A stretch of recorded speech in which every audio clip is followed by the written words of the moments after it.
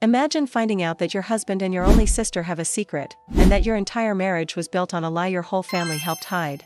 Not years later, not by accident, but because someone finally got tired of staying silent. That someone was my own father. The man everyone thought was cold and distant ended up being the only person willing to tell me the truth, even if it meant blowing up our family forever. My name is Anna, I'm 32, and for most of my life, I thought loyalty meant staying quiet and being the good daughter. The reliable one. The one who babysits, who lends money, who covers for everyone else's mess. If this were a Reddit story, I'd probably be titled something like, AITA for destroying my marriage and going no contact with my entire family after finding out their secret. Because that's exactly what happened. I grew up in one of those families where appearances were everything. We weren't rich, but my mom cared a lot about what people thought. Church every Sunday, matching outfits on Christmas, big smiles in every photo. Behind the scenes, it was a different story. My parents argued constantly, my mom favored my younger sister, and my dad buried himself in work to avoid the chaos. My sister, Mia, is 3 years younger than me. She was always the special one.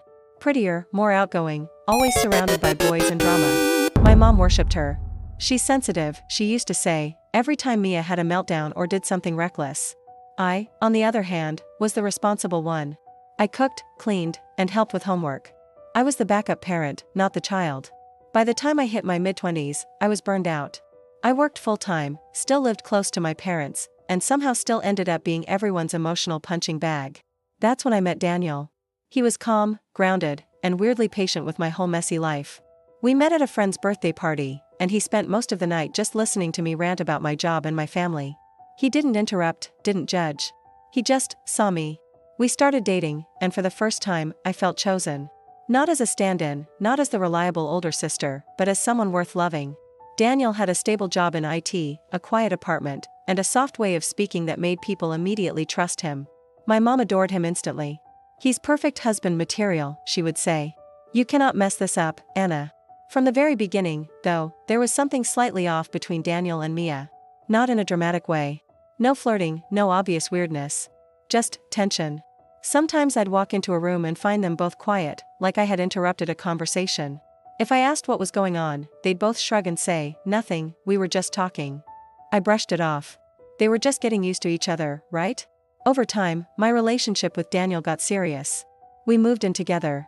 Mia went through her usual cycle of boyfriends and breakups, calling me at 2 a.m. crying about some guy who ghosted her. I'd sit on my kitchen floor, exhausted, with my phone pressed to my ear while Daniel silently made me tea and shook his head, half amused, half annoyed. You don't have to fix everybody, he'd say, but he never told me to hang up.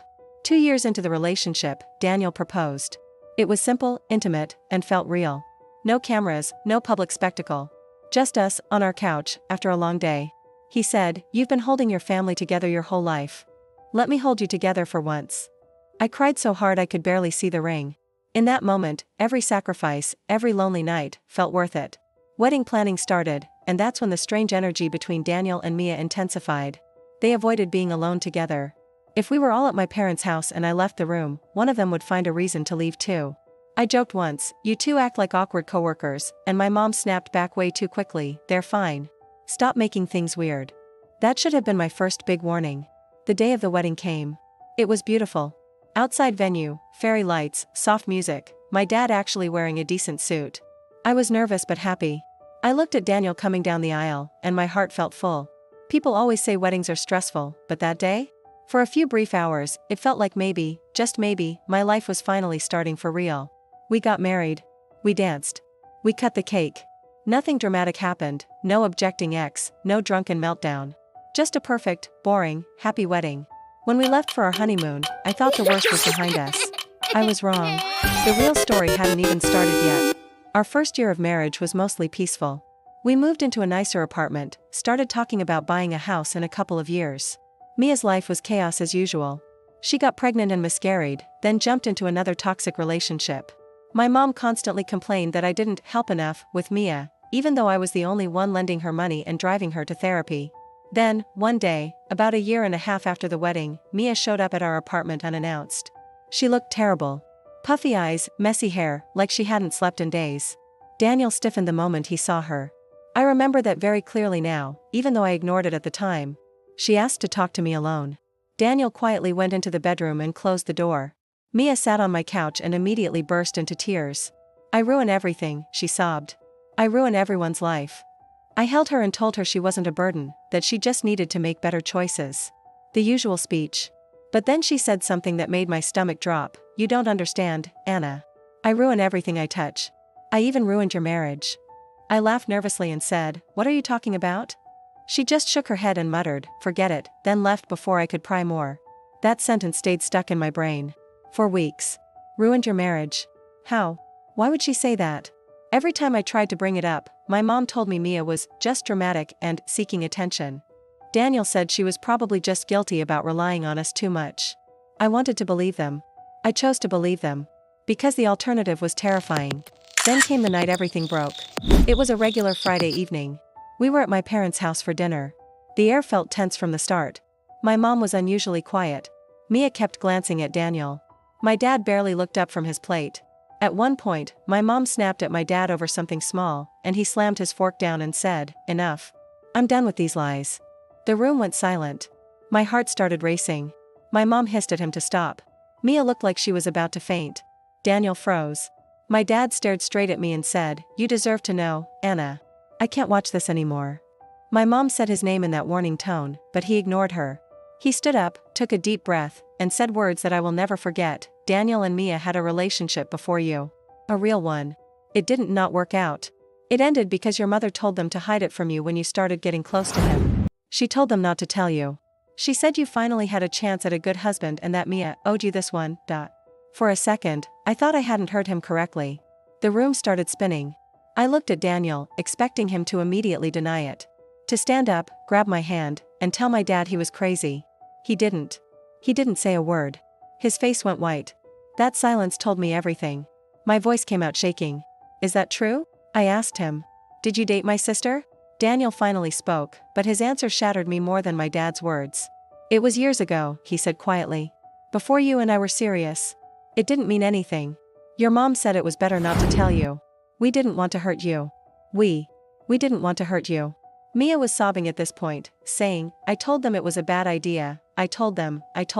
My mom was yelling at my dad for ruining everything. My dad just sat back down, looking tired and defeated, as if he'd been waiting years to drop this bomb.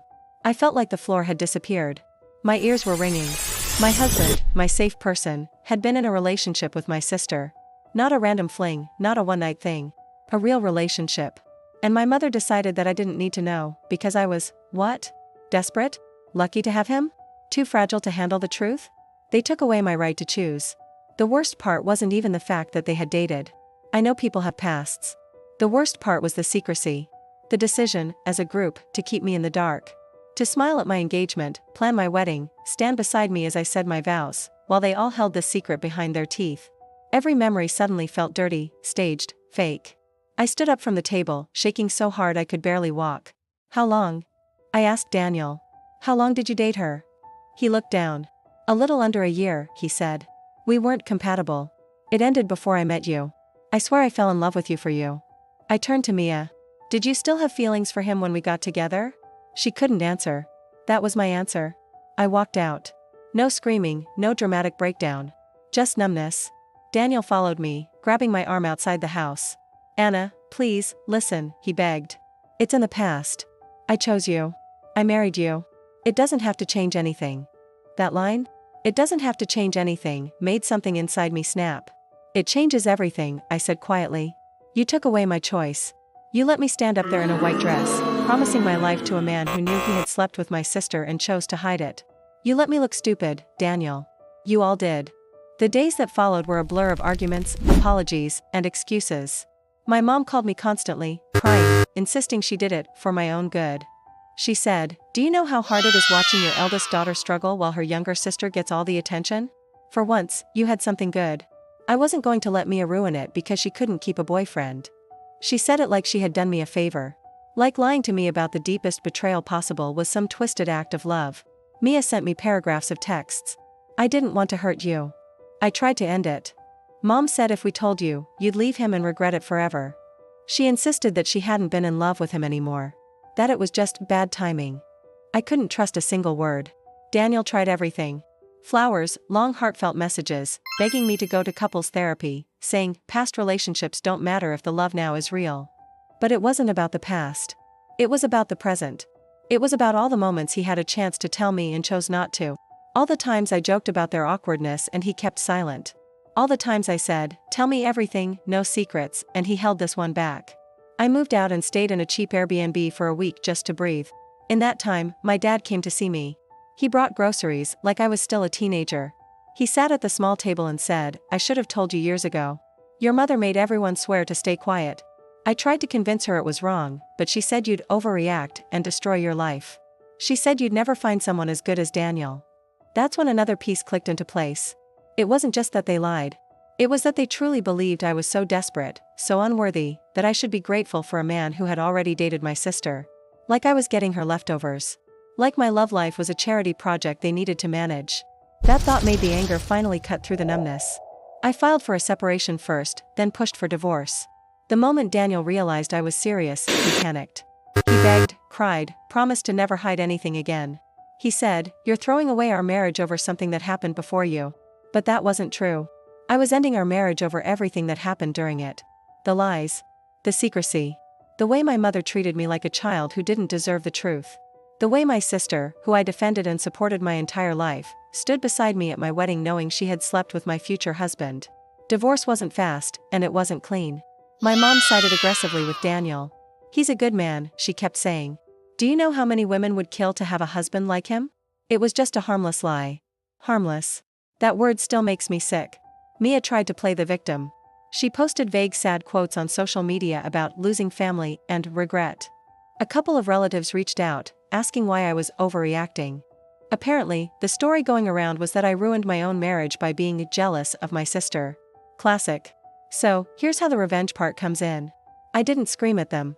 I didn't trash anyone online. I didn't throw his clothes out the window. Instead, I quietly told the full truth to the people who actually mattered. Close friends. A few family members who had enough sense not to immediately blame me. And then I did the most powerful thing a people pleaser can do. I stopped showing up.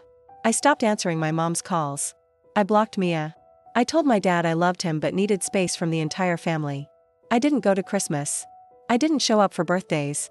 I stopped responding to guilt-tripping messages like, family is all you have, and you're breaking your mother's heart. Meanwhile, my divorce went through.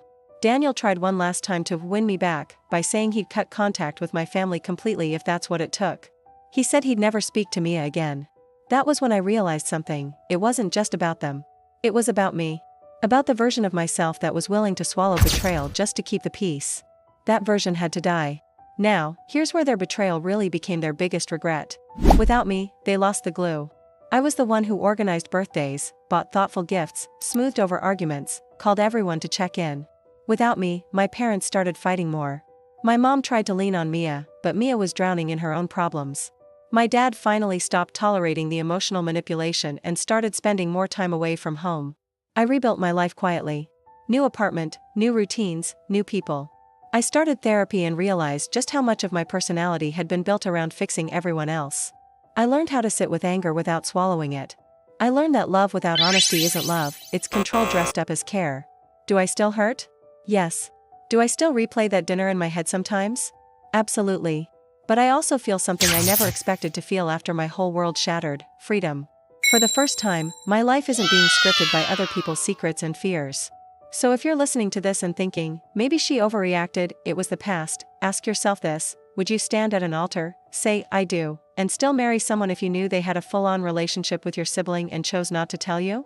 Would you feel safe building a life with a person who let you bond with your family over wedding planning, while all of them silently agreed to hide the truth? And if you're thinking, family is family, you shouldn't go no contact, then here's another question. What is the point of family if they see you as so desperate, so unworthy, that you don't even deserve the basic respect of honesty? At some point, protecting yourself stops being selfish and starts being survival. My whole world shattered when I learned the truth, yes. But what they still don't understand is this: their betrayal was not just a mistake. It was a choice. A choice that cost them a daughter, a sister, a wife, and the one person who always forgave them. They thought they were saving me from heartbreak. Instead, they guaranteed it. And now, they have to live with the consequences. Let me know in the comments, what would you have done in this situation?